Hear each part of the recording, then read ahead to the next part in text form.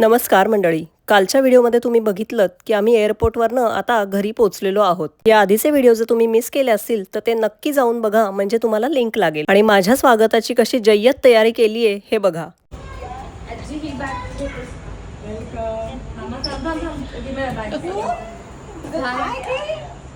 ही सगळी सजावट किमयानी केली होती. किती सुंदर केलं हे सगळं.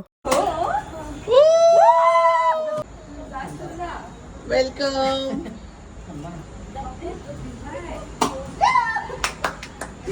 मस्त केलंय.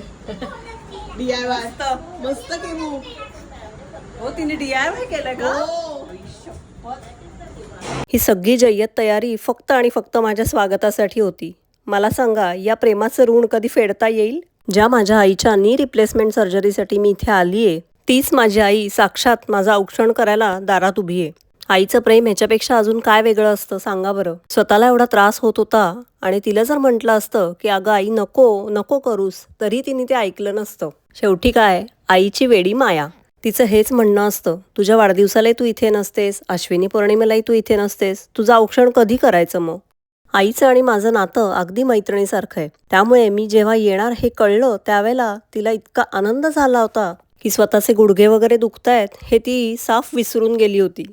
पण आता सर्जरीसाठी मी इथे असणारे म्हटल्यानंतर तिला थोडासा धीर आला होता. आईचं औक्षण करून झाल्यानंतर आयशूनी पण औक्षण केलं. आयशू खरं तर वयाने माझ्यापेक्षा खूप लहान आहे. तिच्या लग्नालाही खरं तर मला येता आलं नाही, पण लग्न झाल्यानंतर मुली अजून मॅच्युअर्ड होतात हे मला आयशूकडे बघून आज कळलं. माझ्या सावलीत वाढलेल्या माझ्या या धाकट्या बहिणी आज माझ्यापेक्षाही मोठ्या झाल्या असं मला जाणवलं. आणि या सगळ्या परंपरा आपल्या घरामध्ये जपल्या जात आहेत हे बघत किमया पण हळूहळू आता मोठी होतीये. त्यामुळे ती पण अशीच प्रेमळ आणि समजूतदार होईल यात काही शंकाच नाही. चला, एकदाचा औक्षणाचा सोहळा संपला आणि मी घरात एंट्री केली. आई दिसल्यावर माझ्यातलं लहान मुलंही बाहेर आलं होतं. आणि मग अर्थातच गळा भेट आणि आईचे आनंदाश्रू. इतक्या वर्षांनी मला असं बघून हेच होणार होतं हे मला माहिती होतं. कधी कधी मला असं वाटतं की मी एवढ्या लांब राहते ते खरंच बरं आहे का? म्हणजे 2-3 वर्षांनी का होईना हे प्रेम मला अनुभवता येतं. तुम्हाला या व्हिडिओबद्दल काय वाटलं हे मला कमेंट करून नक्की सांगा. धन्यवाद.